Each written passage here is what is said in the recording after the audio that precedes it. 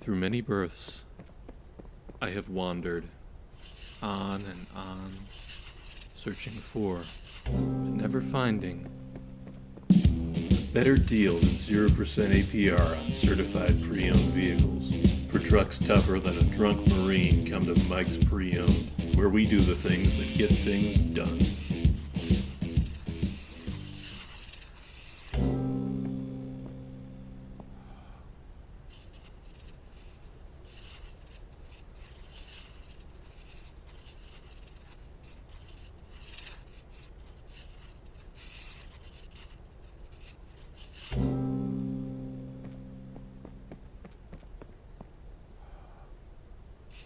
Beep. Beep. Beep. Beep. You're right there. I mean, beep. Beep. Come on, beep. Beep.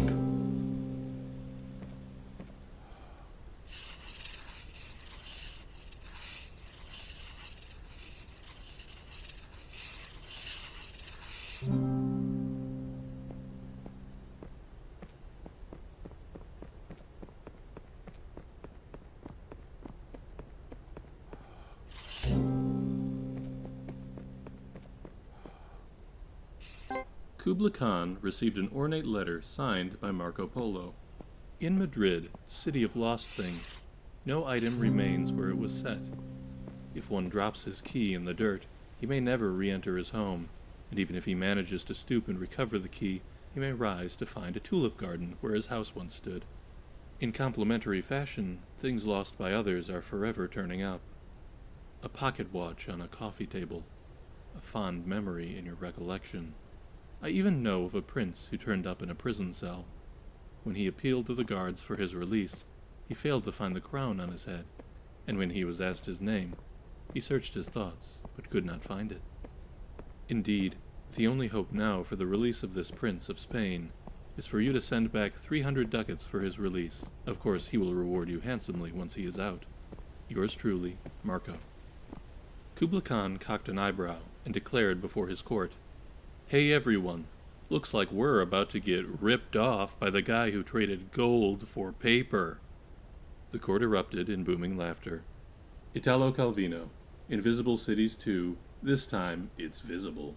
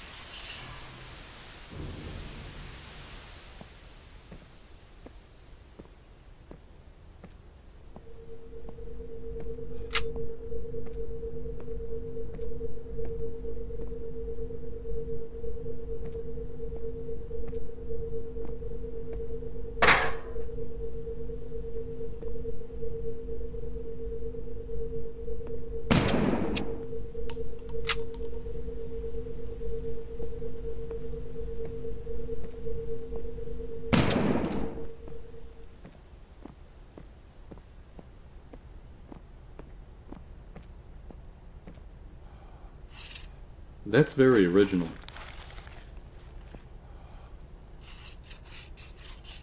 No, try putting some more loops on it. It just needs more red, I think.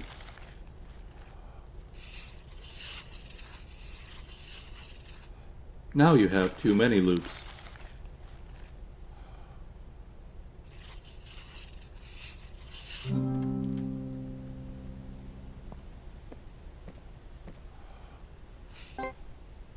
Imagine gravity is fractal, because light is just a wave and gravity is just a wave. So imagine there's a big piece of glass that splits up gravity like a prism, so that there's like blue gravity and yellow gravity, and then somebody gets hit by the red gravity, and it makes them super heavy, so they have super strength, but like they're also really slow. And another guy gets hit by microwave gravity, so he's trying to zap everybody, and just when he's about to zap the main guy, we see a lady come out, and she turns out to be Ultraviolet Girl, and she has super speed, so she beats him. And it, like, also gave her giant cans. Thomas Pynchon, Gravity's Rainbow. You can only get good at chess if you love the game. Grandmaster Bobby Fischer. I hate chess. I hate chess. I hate chess. World Champion Bobby Fischer.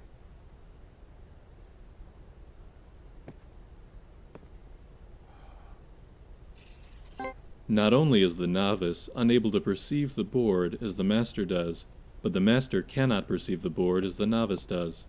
A master cannot see the bishop on e3 as a chunk of dead wood, any more than you can look at your best friend's face and see a meaningless matrix of colors and shapes. The master once saw the board like this, but now there is no going back. International Master Stuart Rachels, The Reviled Art.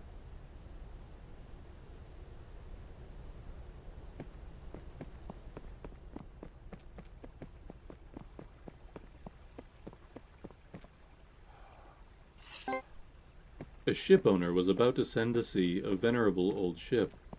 He knew that her barnacled hull, however, had often needed repairs, and doubts were suggested to him that possibly she was not seaworthy.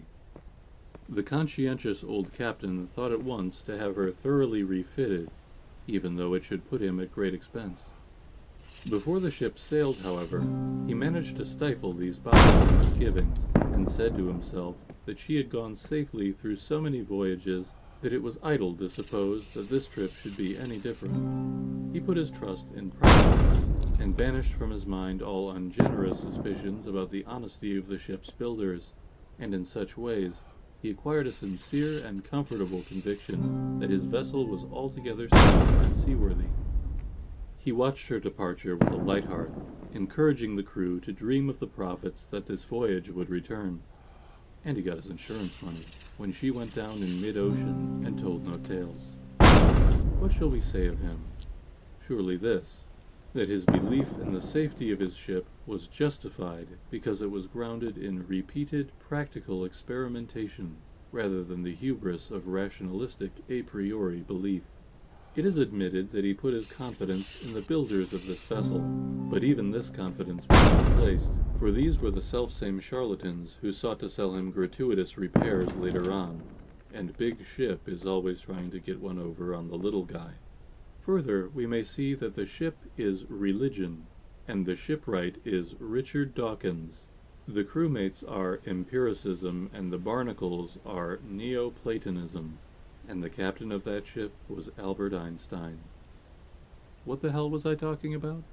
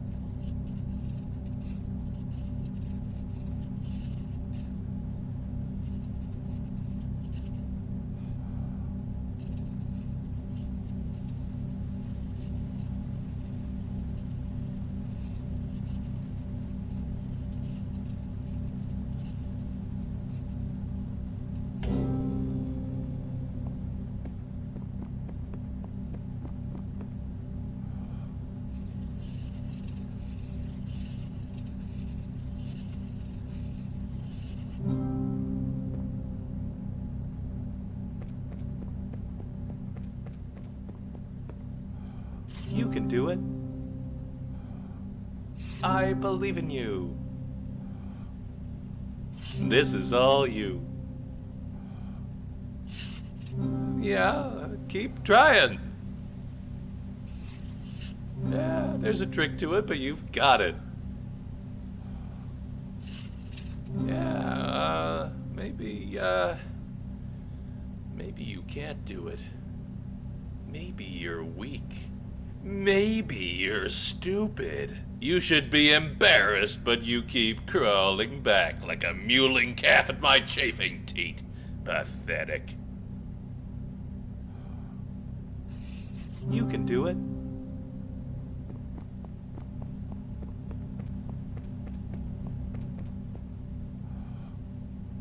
Go on, kid.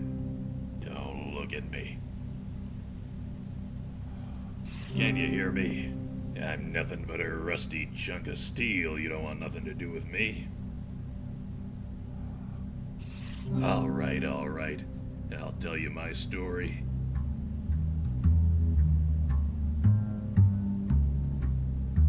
It was June the 8th, 1947, gray morning, slightly foggy. I had my own practice then, and I was living higher than a cosmonaut on a stepladder. My hints were subtle too, real subtle. Back then, they said good old hint button. His hints could steal the tail off a weasel. Then they tossed me in the can. Know what, know why, know how. Those were the mean times, when all the common sense in the world won't make a nickel to buy you a black coffee. I used rope to tie my pants and pants to tie my shoes. I made do the way a man does, till one day, after stealing the socks off a fireplace, I caught my own look in a puddle of bootleg rye and realized I had to do what I'd never done before. I gave myself a hint. So that's me. I was nothing but a downtown crumb who dreamed of being a whole sandwich. Now I'm just another sloppy Joe. Come back when you got something. Come back when you got a good one. I'll tell you this, when life hauls off and hits me square in the speaker, I don't get mad and I don't give up. Over many nights of thinking hard and drinking hard, up till the morning lighting one cup of Joe with the smoldering butt of the last slug of rum. This is what I learned. When you're up against the impossible and there's no getting through it, you might just have to go around it. Get a look at the back of the box, if you get me. Read the nutrition facts, if and you follow. This castle's rotten, from start to end. Red is the color of passion, kid, and you don't let passions mix. Like the curves on the waist of a first-class dame and the curves on a bathtub of second-class hooch. If you let two of those curves touch, kid, then God's gotta help you, 'cause I'll be counting teeth in the trunk of a Chrysler. Just keep on practicing. Remember, kid, practice is doing the same thing over and over and expecting different results. That's coming from Einstein, too, so listen sharp. Come back when you got a good one. I'll tell you this, when life hauls off and hits me square in the speaker, I don't get mad and I don't give up. Over many nights of thinking hard and drinking hard, up till the morning lighting one cup of Joe with the smoldering butt of the last slug of rum. This is what I learned. When you're up against the impossible and there's no getting through it, you might just have to go around it. Get a look at the back of the box, if you get me. Read the nutrition facts, if and you follow.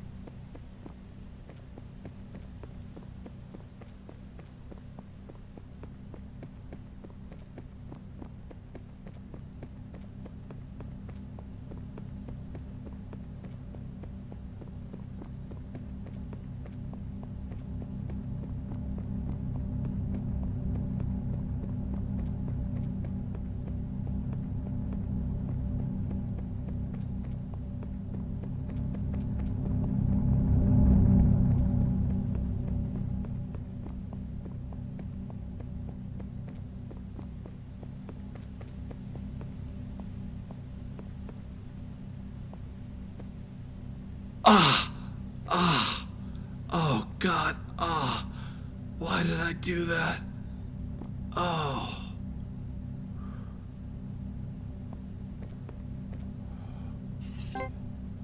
The notion of two realities is uncomfortable, and in recent decades a genuine effort has been made to find the link between quantum and classical, so that we can have a single reality whose laws and rules are united at some deeper level.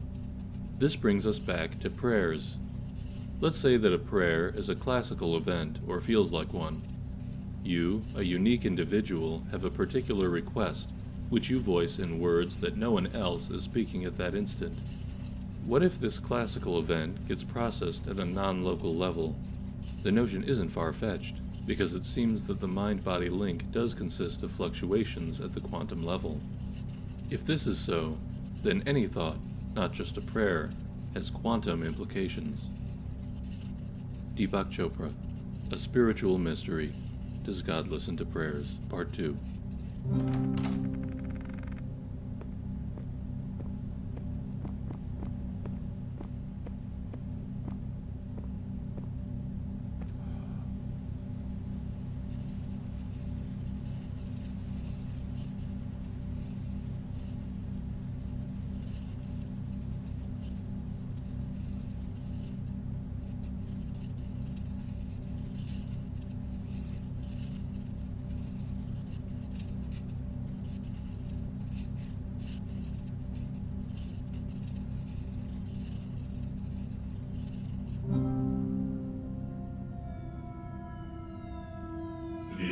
The obelisk of knowledge. The obelisk of knowledge. Schneeland Wixel Light.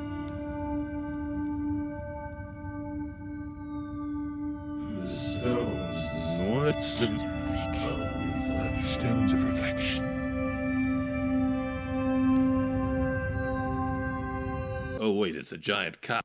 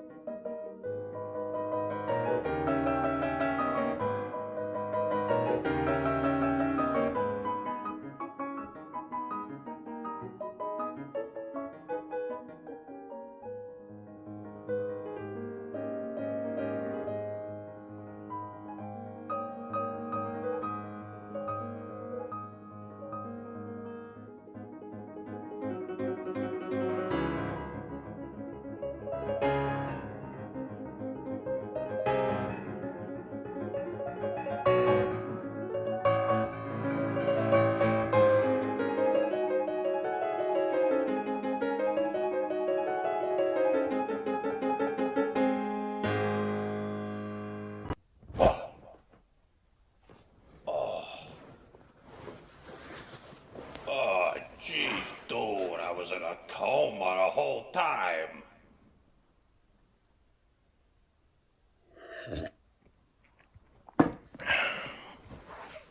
Whoever did this has gotta be some kind of whiz with the computers.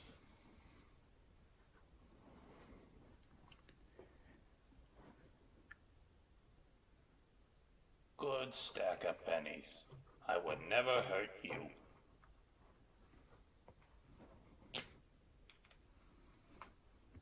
Let's see. Easy one.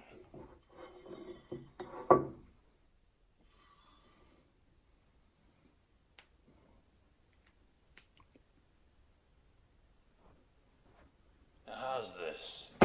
Nerd shit. Nerd shit. Now that's a book.